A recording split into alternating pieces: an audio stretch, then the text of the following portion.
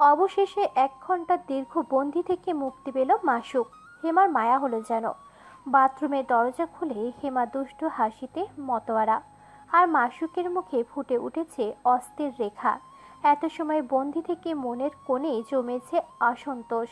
মাসুকের মনে হলো হেমার যেন নিজের রাগ সামলানোর ক্ষমতা অর্জিত হওয়ার পাশাপাশি অন্যের অনুভূতির প্রতি স্পর্শকাতর থাকা উচিত।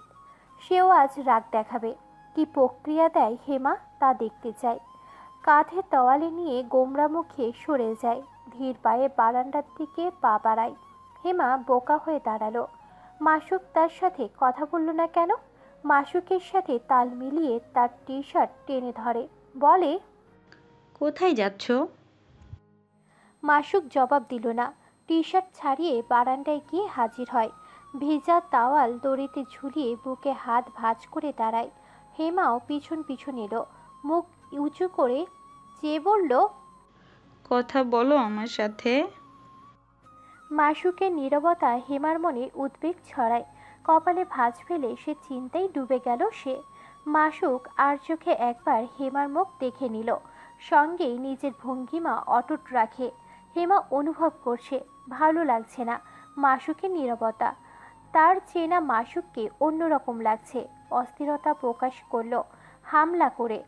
টি শার্ট টেনে ধরে বলে, এই মাশরুম, কথা বলছো না কেন? তুমি কি শুনতে পাও না? ধারালো নখের আঁচড় পড়েছে গলায়। মাসুক যন্ত্রণা অনুভব করলো, কিন্তু শক্ত রইল। হেমার দিকে না চেয়ে বলল, আমি রাগ করেছি, এটা কি তুমি বুঝতে পারছো? রাগ করেছো? হুম। তোমাকে বাথরুমে আটকে রেখেছি বলে? মাসুক নীরবে স্বস্তি পেল। যাক, অন্তত রাগের কারণ ধরতে পেরেছে। চটজলদি মাসুক জবাব দিল। হুম। হেমা ড্যাব ড্যাব করে মাসুকের মুখের দিকে তাকিয়ে আছে, যেন তার প্রতিটি ভাব প্রকাশ বোঝার চেষ্টা করছে। একসময় তার দৃষ্টি আটকে গেল মাসুকের গাঢ় বাদামি দাড়ির দিকে, যা তার কাছে হঠাৎ বেশ আকর্ষণীয় মনে হলো। হাত বাড়িয়ে ছুঁয়ে দিয়ে বলল, তুমিও কি আমাকে রাগ করে আটকে রাখবে? হুট করে হেমার নরম হাতের স্পর্শে নড়ে চড়ে উঠল মাসুক, কিন্তু আটকে গেল তার কথায়। মাসুক ঘুরে তাকায়, প্রশ্ন করে, না, আটকে রাখবো না। তোমাকে কি কেউ কখনো আটকে রেখেছিল? হেমা ভাবনার সমুদ্রে ডুব দেয়। হাত সরিয়ে নিতে চাইলে মাসুক সেটি হতে দিল না। নিজের হাতে হেমার হাত আঁকড়ে রাখল রুক্ষ গালে। ঠান্ডা স্বরে প্রশ্ন করে, কেউ আটকে রেখেছিল কখনো? মনে নেই। উফ, হাত ছাড়ো আমার। তোমার গালে এত চুল কেন? হাত চুল করছে আমার। হেমা তড়িৎ গতিতে হাত সরিয়ে অন্য হাতে ঘষতে শুরু করে। দাড়ির রুক্ষতায় অস্বস্তি অনুভব করছে হেমা। অন্যদিকে উপভোগ করছিল মাসুক। সেটাও বেশিক্ষণ টিকল না। তপ্ত নিঃশ্বাস ফেলে বলল, দুপুরে কি খেয়েছো? নতুন মা আমাকে মাছ বেছে খাইয়েছে। মাসুক হাসল, বলল, নতুন মা নয়, শুধু মা। হেমার কথার বিপরীতে প্রসঙ্গ পাল্টে প্রশ্ন করে। এই, তোমার রাগ কমে গেছে? মাসুক মিছিমিছি বলে ওঠে, না, তুমি আমাকে সরি বলনি। কাউকে এইভাবে আটকে রাখা ঠিক না হেমা। হেমা বেশি সময় নিল না, দ্রুত বলে উঠল, সরি। আর এমন করবে? না না না, একদম না। আমি কি কানে ধরবো? হেমাকে বাহুতে পেঁচিয়ে ধরে বলল, না, কানে ধরার প্রয়োজন নেই। এখন আমরা খাবার ঘরে যাব, সবাই মিলে নাস্তা করব। তুমি সবার সাথে কথা বলবে, রাগ করতে পারবে না। আমি ওই অসভ্য পচা মেয়ের কাছে যাব না।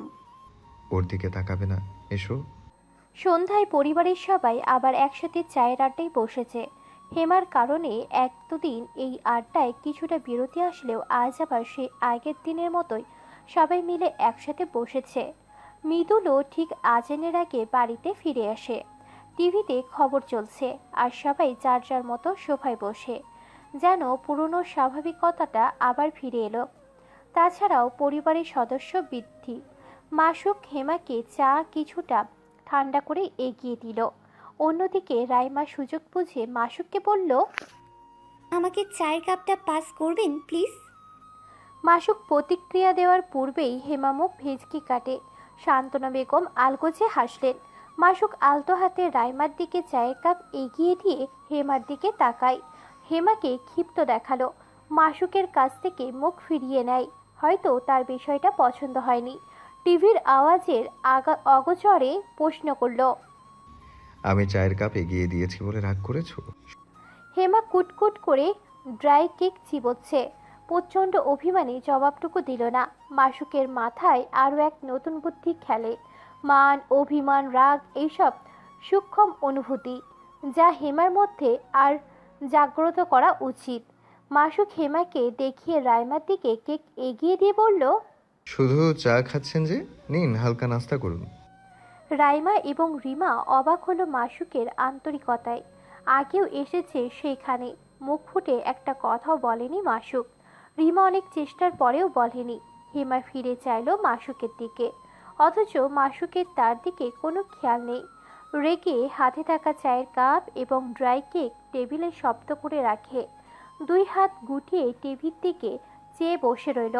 মাসুকের ঠোঁটে আসন্ন হাসিটা সে বহু কষ্টে দমিয়ে নেয়। বলে, তুমি খাচ্ছ না কেন? হেমা দ্রুত জবাব দেয়। খাবো না। হেমার আচরণে হঠাৎ অদ্ভুত পরিবর্তন দেখা গেল। মাসুককে একদম এড়িয়ে চলছে। খাবারের টেবিলে নীরব পরিবেশ। একবারও মাসুকের দিকে তাকালো না। মাসুক নিজ হাতে খাবার খাওয়াতে চাইল, তখন তার হাত সরিয়ে দিল। এত অভিমান, এত দ্রুত! হেমার এই পরিবর্তন সবাই লক্ষ্য করেছে। পরিবেশটা থমথমে হয়ে আছে। জহির সাহেব খানিকটা বিস্মিত হয়ে খেতে খেতে জিজ্ঞাসা করলেন, কেউ বকেছে তোমায় হেমা? হেমা তবুও নির্বিকার, যেন তার মনের ভেতর জমে থাকা এক পাহাড় অভিমান শব্দহীন ভাব। শুধু মাথা নেড়ে না বোধক উত্তর দেয়। মাসুক আলগোছে হাসে, কিছু না বলেই চুপচাপ খেয়ে হেমার দিকে তার ঔষধ এগিয়ে দেয়। মাসুককে চমকে নিজে থেকেই ঔষধ নিয়ে পানি দিয়ে খেয়ে উঠে তত্তর করে ঘরে চলে যায়। এ যেন আরও এক অবাক করার দৃশ্য। মাসুকের ঘরে পা বাড়িয়েছে। রিমা এই দৃশ্যে বিরক্ত। বিড়বিড় করে বলে, যত সব ঢং। মাসুকও কম যায় না। হাত ধুয়ে সেও বিড়বিড় করে। অবুঝ মানুষ ঢং করলে ভালোই লাগে, বুঝদারদের সেটা মানায় না। বলেই আড়মোড়া দিতে দিতে ঘরে চলে যায়। ঘরে ঢুকেই মাসুকের চোখে পড়ল এক ভিন্ন দৃশ্য। হেমা কাঁথা গায়ে মুড়িয়ে হাত পা গুটিয়ে শুয়ে আছে, যেন অভিমানীর মূর্তি হয়ে গেছে। মাসুক ধীরে ধীরে দরজা বন্ধ করে হেমার পিছনে গিয়ে বসল। তার এই শিশুসুলভ অভিমানে মাসুকের মুখে হালকা হাসি ফুটে ওঠে। এই মুহূর্তের শান্ত অথচ রাগ ভরা নীরবতা দেখে হাতে ভর করে হালকা ঝুঁকে প্রশ্ন করে, অভিমান কি নারীদের জাতিগত স্বভাব? মাসুক জানে তার এই প্রশ্ন অনৈতিক। হেমা কিছুই বুঝবে না, উল্টো প্রতিক্রিয়া দিল হেমা। নড়ে চড়ে রাগ জাহির করলো। মাসুক আবার বলে ওঠে, তুমি কেন রাগ করেছো? আমি ওই মেয়েটার সাথে কথা বলেছি বলে? হেমা কাঁথা নিয়ে মুখ ঢেকে রাখা অবস্থায় মাথা উপর নিচ তোলায়। মাসুক আরেক দফা হেসে ফেলে। মাসুক হাত বাড়িয়ে লাইট নিভিয়ে দিল। হেমার কানের কাছে এসে ফিসফিস করে প্রশ্ন করল, আমি কি তোমার পাশে ঘুমোতে পারি? হেমা তার হাত ঘুরিয়ে ধাক্কা দেয় মাসুককে। তেজস্বী সুরে বলে, না, একদম না। যাও এখান থেকে। তুমি ওই মেয়েটাকে বিস্কুট এগিয়ে দিয়েছো, ওর সাথে কথা বলেছো। তোমার আমাকে পছন্দ হচ্ছে না। তুমি হিংসা করছো এমা? আমার সাথে কথা বলবে না, একদম বলবে না। হিংসায় জ্বলে পড়ে ভস্ম হয়ে যাচ্ছে হেমা। মাসুক ভীষণ আনন্দ পাচ্ছে তার এই রূপ আচরণে। ভয়ে ভয়ে তার পাশে শুয়ে পড়ল। আলতো হাতে বাড়িয়ে কাঁথা টেনে নেয় নিজের গায়ে। লক্ষ্য করেছে হেমার অবস্থা। এই বুঝি হুটহাট আক্রমণ করে বসল, কিন্তু না, এমন কিছুই করেনি। উল্টো ফুঁসছে নীরবে। একজন সাইকেট্রিক্স হয়ে ভয় পাচ্ছে, এর চেয়ে লজ্জাজনক কিছুই হতে পারে না। মাসুকের সাহস বাড়ল। হেমাকে পিছন থেকে জড়িয়ে ধরে। হেমা মুহূর্তেই শক্ত কাঠের ন্যায় হয়ে পড়ে, সংকুচিত হয়ে গেল। মাসুক অনুভব করে তাকে আর বলে, আমাদের ব্যাপারটা আলাদা হেমা। পৃথিবীর সবাই একে অপরকে সজ্ঞানে প্রিয় স্থান দেয়। কিন্তু তোমার সকল অপূর্ণতা ধীরে ধীরে আমার কাছে সবচেয়ে প্রিয় হয়ে উঠেছে। সিনিয়র ডক্টরদের সাথে মিটিংয়ে হেমার বিষয় নিয়ে আলোচনার মধ্যে মাসুক জানালো নেতিবাচক চিন্তাভাবনা ও আচরণগুলো চিহ্নিত করে সেগুলো পরিবর্তন, বাস্তবসম্মত চিন্তা শেখানোর মধ্যে মানসিক চাপ কমানোর ক্ষেত্রে কগনিটিভ বিহেভিয়ারিয়াল থেরাপি ভালো কাজ দিচ্ছে এই কেসে। ইমোশনাল রেগুলেশন বিষয়টা হেমা পুরোপুরি আয়ত্তে আনতে পারছে না, কিন্তু তাকে বোঝালে সে বোঝে। ডক্টর নিজাম বলে ওঠেন, গ্রেট জব মাসুক। হেমা নিজের ইমোশন কন্ট্রোল করা শিখে গেলে এক্সপোজার থেরাপির দিকে আগাও। মাসুক জবাব দিল, স্যার, ও এখনই এক্সপোজার থেরাপি নিতে পারবে না। ওর বাবা মায়ের সাথে ভীষণ অ্যাটাচড। ডক্টর নিজাম বললেন, আমি জানি মাসুক, কিন্তু you have to do this. Hema যত দ্রুত তার অতি ট্রমার সাথে ডিল করতে শুরু করবে তত ভালো। তাছাড়াও হেমার মেন্টাল কন্ডিশনের পাশাপাশি এখানে আইনি জটিলতাও আছে। হেমাকে মনে করাতে হবে ওর মা বাবা মারা যাওয়ার পর ওর সাথে কি হয়েছে। টিএফসিবিটি এবং ইএমডিআর শুরু করো, কিন্তু হ্যাঁ, সেটাও খুব ধৈর্যের সাথে। সে তোমাকে ভরসা করে, তোমাকে পছন্দ করে। গেম খেলার কথা বলে তুমি শুরু করতে পারো। মাসুক শান্তনুর দিকে তাকালো। সেও এই মিটিংয়ে আছে। এখানে আইনের কঠোরতা আর মনোবিজ্ঞানের সূক্ষ্মতার সম্বন্ধন দরকার। হেমার বাবা মায়ের কেসটি ক্রমশ জটিলতা হচ্ছে। মানসিক অত্যাচারের প্রমাণে কেস রিওপেন হলেও আসামির পরিবার এখনও ভয়ে মুখ খুলতে সাহস করছে না। হেমার বাবা মায়ের হত্যার সিসিটিভি ফুটেজ কিভাবে পেল তারা? মাসুক জানতে চাইল শান্তনুর কাছে। শান্তনু জবাব দেয়, জব্বার সাহেব একজন নিকৃষ্ট লোক। বোন জামাই মারা যাওয়ার অল্প দিনে সব সম্পর্ক ভুলে তাকে দোষারোপ করছে। বলছে যখন হেমার বাবা মায়ের কেসের এই ফুটেজের কোনো ভিত্তি নাকি নাকি রায় এসেছে, শুধু খতিব সাহেবের কাছেই নাকি ছিল এই ফুটেজ। মাসুক আকস্মিক বলে ওঠে, মিথ্যা, সম্পূর্ণ মিথ্যা কথা। আমি যখন খতিব সাহেবের কাছ থেকে হেমার ঘরের সিসিটিভি অ্যাক্সেস নিতে চাই, উনি কিছুতেই বুঝতে পারছিলেন না কিভাবে কি করেন। উল্টো ওনার ছেলের মাধ্যমে আমাকে ক্যামেরার নিয়ন্ত্রণ দিয়েছেন।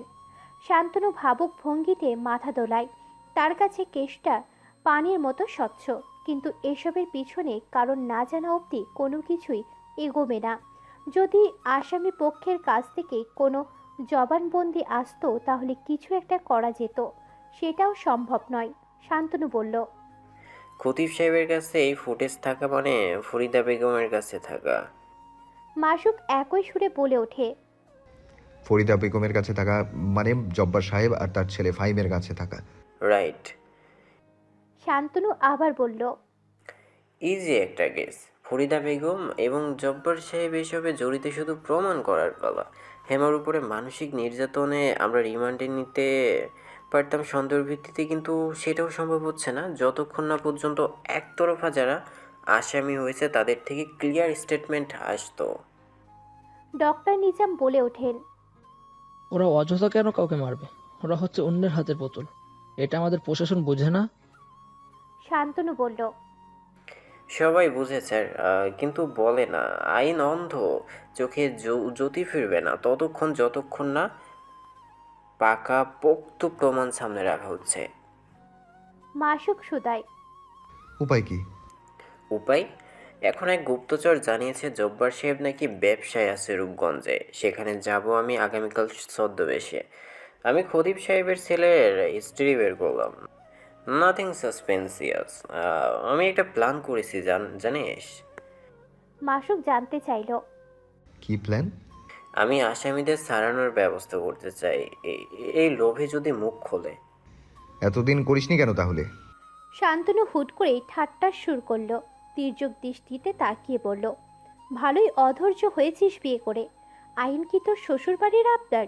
বললাম আর সাজাপ্রাপ্ত আসামিদের ছেড়ে দিল। মাসুক কাটকাট গলায় বলল, ছেড়ে দিতে কে বলেছে? মিথ্যে আশ্বাস দিতে বলছি। এখন সব কিছু গরম গরম, হাত দিলেই ফসকা পড়বে। একটু ঠান্ডা হোক। ডক্টর মিশুক মৃধা, আপনি আপাতত সংসারে মনোযোগী হন। আসলাম আমি। মাসুক ফোঁস করে নিঃশ্বাস ফেলে তাকালো। শান্তনু যাওয়ার পানি চেয়ে বলল, দ্রুত কেস সলভ কর। হেমা, আমি ভীষণ নীরব রকচটা মানুষ ছোটবেলা থেকেই। আমার সাথে এক লাইনের বেশি কেউ কথা বললে আমার তাকে সহ্য হয় না। আমি চুপ থাকতে পছন্দ করি, একা থাকতে পছন্দ করি। কিন্তু আমার কাজ আমাকে ধৈর্য ধরতে বাধ্য করেছে। কিন্তু তুমি আমাকে ধৈর্য শেখাচ্ছ। বাধ্য করা এবং শেখানো দুটোই বিরাট তফাৎ। আমার রাগ হয়, অসহ্য লাগে, সবটাই ভেতরে পুষে রাখি, নয়তো হাওয়ায় ভাসিয়ে দিই, নয়তো বেঁচে থাকা সম্ভব না। আমার এই কথাগুলো বুঝবার শক্তি কবে জন্মাবে তোমার মাঝে? মাসুক বসে আছে আর হেমা তার বুকে মাথা ঠেকিয়ে বসে। গতকালের রাগ উধাও, আজ জেদ জায়গা করেছে সেখানে। মাসুকের গলা পিছিয়ে কোলে চড়ে বসে সে কিছুতেই ওই অসভ্য মেয়ের নাগাল পেতে দেবে না। তার কাছ থেকে বাঁচাতেই এই অভিমান কৌশল। কথার গভীরতা বুঝলো না হেমা, কিন্তু মস্তিষ্ক সেগুলো বারবার বোঝাচ্ছে, বাজছে। হেমা সবশেষে অনুধাবন করতে পারলো মাসুকের কষ্ট হচ্ছে। গলা পেঁচিয়ে রেখে মুখ তুলে চায়, বলে, তুমি কষ্ট পেয়েছো? মাসুক দীর্ঘশ্বাস ফেলে বলে, হ্যাঁ। কোথায় বলো, আমি আদর করে দেই। আমার মা আমাকে আদর করে দিলে আমার কষ্ট চলে যেত। মাসুক হাসলো, বুকের বাম দিকে ইঙ্গিত করে বলল। এখানে। নির্বোধের মতো মাসুকের বুকে হাত বুলায় হেমা, বলে, এখনো কষ্ট হচ্ছে? এক গভীর সাগরের ন্যায় অতল তার নেত্র, বরফ ঢাকা সিংহের ন্যায় শীতল কায়া। তার মাঝে ডুবতে কোনো কারণের প্রয়োজন হয়নি, শুধু চেয়ে থেকেই এই প্রেমবাগ থেকে ঘুরে আসা যায়। তবু অবুঝপনা মাসুককে তার দিকেই আকর্ষণ করে। মাসুক হেমার দিকে একাগ্র দৃষ্টি রেখে বলল, সব জবাব জমা রাখছি, দিব যেদিন সত্যি আমার চিত্তের ব্যথা দূর করতে পারবে। এখন থাকুক তোমার অবুঝ কথা, আমিও মেনে নিই। হেমার কপালে কারো ভাঁজ পড়ল, জানা কথা। তার মগজের তালগোল পাকিয়ে যাচ্ছে। মাসুক লম্বাটে নিঃশ্বাস ফেলে ভ্রুদয় নাচিয়ে বলল। এভাবে আর কতক্ষণ? হেমা ঘাড় ঘুরিয়ে প্রশ্ন করে, কিভাবে? এই যে আমার কোলে চড়ে আছো, বন্দি করে রেখেছো, ছাড়া পাবো কি? না না না, তুমি খুব খারাপ। আমি ছেড়ে দিলে তুমি ওই অসভ্য মেয়ের কাছে চলে যাবে বন্ধুত্ব করতে। মাসুক জিভ দিয়ে ঠোঁট ভিজায় দেওয়ালে মাথা ঠেকিয়ে বলল, তুমি আমার ভাগ দিতে চাও না? হুম, একদম না। তোমাকে তাহলে একটা প্রশ্ন করব। তোমার প্রমিস করতে হবে তুমি কান্না করবে না, ভয় পাবে না। তুমি স্ট্রং মেয়ে, তাই না? মাসুক trauma focused cognitive behaviour therapy TFCBT শুরু করতে চাইছে। হেমা যেন প্যানিক না করে, তাই প্রথমেই তাকে আশ্বস্ত করে নিতে চাইল মাসুক। হেমা বলল, হুম, বাবা বলেছে আমি সাহসী মেয়ে, একদম ভয় পাই না। হ্যাঁ, হেমা সাহসী মেয়ে। আমি তোমার সাথে গেম খেলবো, সেখানে আমি প্রশ্ন করব, তুমি উত্তর দিবে, কেমন? ভয় পাবে না তো? হুম, পাবো না। তোমাকে রাতের বেলা কেউ ঘুম থেকে ডেকে তোলে? হেমার মুখখানা দেখে বোঝা গেল সে ভাবছে, মনে করতে চাইছে চোখ পিটপিট করে। মাসুক আবার বলল, একজন শাড়ি পরা মহিলা আসে তোমার কাছে, তোমার চাচির মতো, তোমাকে ঘুম থেকে ডেকে তোলে? মাসুককে অবাক করে হেমা চট করে হেসে বলল, আরে ওই চাচি না তো, আমার মা আসে, আমাকে নিয়ে ঘুরতে বের হয়, আমার সাথে ছাদে যায়, বুঝছো? আমার মা অনেক ভালো মাশরুম, তোমার চেয়েও ভালো। কিন্তু কিছুদিন যাবৎ আসে না, আমি অনেক রাগ। হেমার মা নয়, তার চাচি তাকে নিয়ে যেত। ছাদের বাহানায় রোজ রাতে 4 তলায় আটকে রাখতো। নির্মম চিত্র তাকে দেখানো হতো। হেমা হ্যালুসিনেট করতো। রাতে ওকে যে মেডিসিন দেয়া হয় সেই মেডিসিনের রিয়াকশন চলে রাতভর। আমি ওর ব্লাড টেস্ট করিয়েছি, সেখানেও সবটা স্পষ্ট। এই যে রিপোর্ট। ডিউটি শেষ করে থানায় ছুটে এসেছে মাসুক, তার সঙ্গে শান্তনু।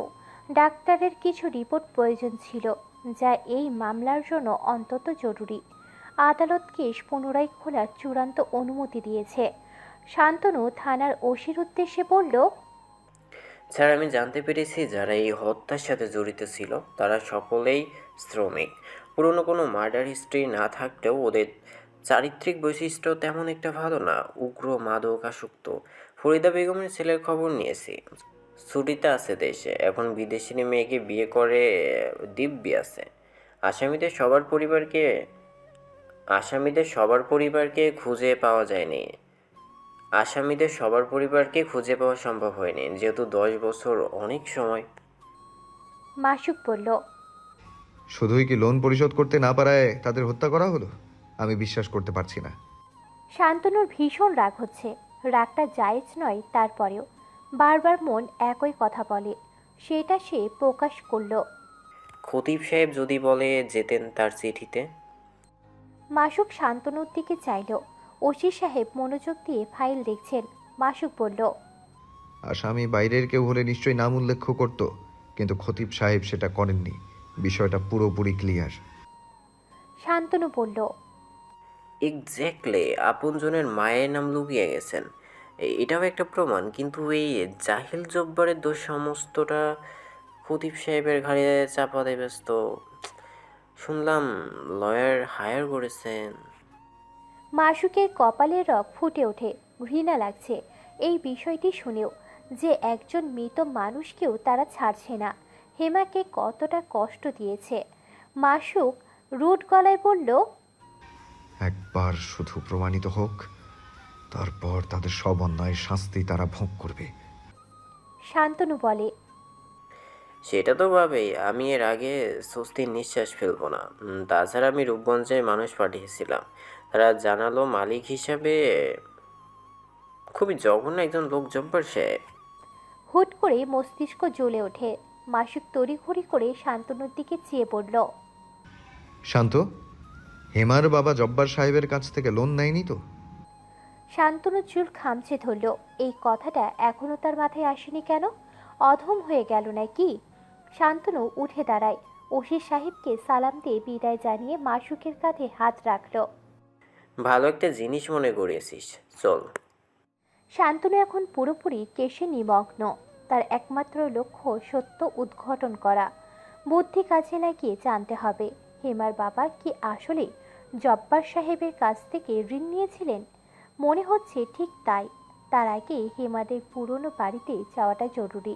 ঠিক তখনই ফোনে মেসেজ এলো। শান্তনু হাসল। সুদূর পার্বত্য চট্টগ্রামে একজন রয়েছে তার অপেক্ষায়। পাহাড়ি রানী নাম দিয়েছে শান্তনু। হেসে মেসেজের জবাব দিল। আমার জন্য বড্ড উতলা তুমি, মালা। ওকে একটু সাজিয়ে দিবে মা? শান্তা বেগম জিজ্ঞাসু নয়নে চেয়ে রইলেন। মাসুকের হাতে হেমার কাপড়। মাসুকের মুখটা মলিন। মাসুক হেমার কাপড় শান্তা বেগমের দিকে এগিয়ে দিল। তিনি দেখলেন ছেলের মুখটা। কিছু বলতে চাই হয়তো। মাসুক তখনই বলে ওঠে, তোমরা যেভাবে সাজগোজ করো ওকেও একটু সাজিয়ে দাও। হেমা তো এসব পারে না। মাসুকের কণ্ঠে দ্বিধা, ভারী আওয়াজ। মাকে এসব বলতেও যেন তার অস্বস্তি হচ্ছে। বউকে সাজিয়ে দেওয়ার আবদার নিয়ে এসেছে। চোখে এলোমেলো দৃষ্টি। কোথাও যাবি?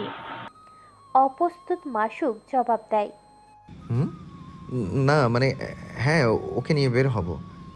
শান্তা বেগম এখনো মাসুকের সিদ্ধান্তে পুরোপুরি মন থেকে রাজি নন। আজকাল তার মুখে ভার হয়ে থাকে। পরিস্থিতি মেনে নিয়েছেন, কিন্তু মন সম্পূর্ণ সায় দেয়নি। আজ ছেলের মুখ দেখে তার বুকের গভীর থেকে মায়া জাগল। মাসুক ঠোঁট চেপে চোখ ঘুরিয়ে বলল, আমি তাহলে ওকে পাঠাচ্ছি। মাসুক বেরিয়ে গেল বিড়বিড় করতে করতে। ওকে প্রতিদিন দেখি, পেশেন্ট রূপে দেখি, একদিন বউ রূপে দেখতে চাই। শান্তনা বেগম গলা উঁচু করে প্রশ্ন করেন, কিছু বললি? মাসুক দাঁড়ালো, ফিরে এলো আবার মায়ের ঘরে। বলল, না, তেমন কিছু বলিনি। হেমার সাজসজ্জার কিছুই নেই। তুমি? শান্তনা বেগম কথা বাড়ালেন না। হেমার কাপড় হাতে তুলে বললেন, এত চিন্তা করতে হবে না তোর, ওকে পাঠা আমার কাছে। মাসুক আরও একবার দরজায় পা বাড়ায়, কিন্তু এইবারও ফিরে এলো। ঠোঁট ভিজিয়ে বলল, মা, সংসার কি ওকে বোঝাও। আমার অর্থ হচ্ছে ওকে তোমাদের শিখিয়ে নিতে হবে। শান্তনা বেগম অবাক হলেন ছেলের অগোছানো বাক্যগুলো শুনে। অল্প শব্দে কাট কাট কথা বলা ছেলের কথায় কম্পন। তিনি বললেন, ওকে সংসার করতে শেখাবো। হ্যাঁ, কেন নয়?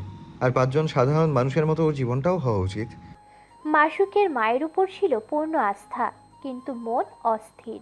বারবার পায়চারি করতে করতে মায়ের ঘরের দিকে পা বাড়ায়, যদিও সেটা তার স্বভাবের সাথে মানায় না। হঠাৎ বিছানায় বসে পড়ে গভীর চিন্তায় মগ্ন হয়।